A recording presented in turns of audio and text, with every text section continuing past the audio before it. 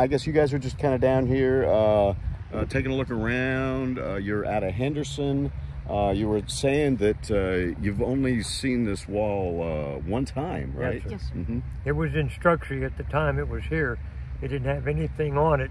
They had just started to put in the extra layer here where it rises up.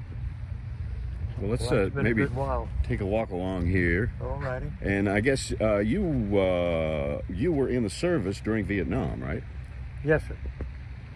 Yeah, I was on board the Jersey, which made it really particular, and the other ships and whatnot, we were supposed to go because Vietnam was buzzing along, and the good Lord saw fit and said, nope, you're not going to go because I'm going to fix it. He did. So I guess the ship you're on is on your hat there, right? Yes, sir. Uh-huh. One of them. This is the major one. If you know what that one, the USS New Jersey is a battleship. Had the, let's see, I left it in the car. I should have got my phone out. I got a picture of the Jersey firing all 9 guns. Wow, that's And crazy. it has lit up the sky. So I guess you were telling me that that ship was scheduled to go Yes, to sir. Vietnam, but what happened? They told us when we got back on the lead, they said, we're not going anywhere. The president said, we're going to decommission the Jersey because she's been in active duty too long. Oh, wow. Didn't make any sense to us because we knew that we could shoot stuff in distance. I'll tell you what, I live in Henderson. I could go down to the traffic circle down there and fire from that traffic circle and hit the courthouse down here. Wow. Well, why would you want to do that? Well, No, I'm you, just kidding. you wouldn't want to do that, No, but you that's the wouldn't. distance that we That's- could shoot and with accuracy. That is crazy. Wow. But Yeah. then they decommissioned it anyway. Sir? They decommissioned it anyway, I Well, guess.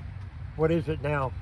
4 or 5 times she's been, at that time I call it decommissioned. I don't know if that's what the phrase they use, but yeah, President said they're not going to send it. It's too expensive.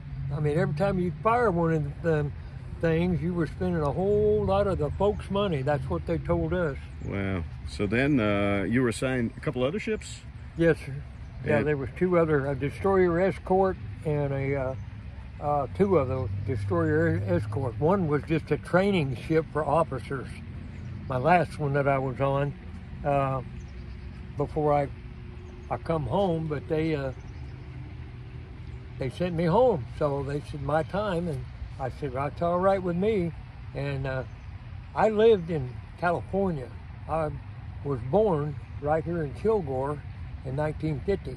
Okay. And I had went and signed up and did all the deal I wanted and all that in Vietnam, or was supposed to, but anyway, I got to serve on board a major ship that my granddad had been on board it, and I thought that was really great because as old as he was, he said, yeah, he said, that buddy will reach out and touch people that they won't ever even think about. Wow, that's crazy. And so your grandfather, World War I? Yes, sir. Wow. Yep. And then you, I guess you never saw a battle then, never went. Never did. Never had to. That, I think, was always a gift that God gave me and blessed me by not me having to go and walk the ground that a lot of the guys did. Yeah. That's the reason I like this hat, this shirt when I got it. I said, because those guys need to be honored. And unfortunately, let me put this politely, a lot of folks in this country don't pay enough attention to veterans that did the job that needed to be done to give this country freedom. And I'm one of those that was blessed that way, but the good Lord didn't want me to go, so I didn't get to go. Well, there you go. But I had 3 ships I served on board. I had served the military, the Navy. My mom asked me that the night I went home, and I told them, I said, Mom and Dad sitting at the dinner table, and said, I got something I got to tell y'all. Well, what's that? Well, my dad looked up, and he had the look in his eyes. I knew he was reading me like a book. he knew what I was fixing to tell her, but I told him, turned around and I told him, I said, I'm leaving in the morning. I'm catching the van down here from my recruiter, and I said, I'm going to basic training. My mother looked at me and said, have you lost your mind? They're going to send you to Vietnam. And I said, well, that's something that everybody has to make a decision to do. And I said, Grandpa told me that I had to make my own decision. He couldn't tell me. He said, because it's a bad situation. War is not anything that you want to go, but he said, you got to stay on the ground and serve your country.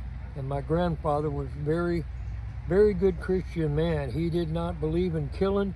He said, but some things have to be done to keep this country walking and talking.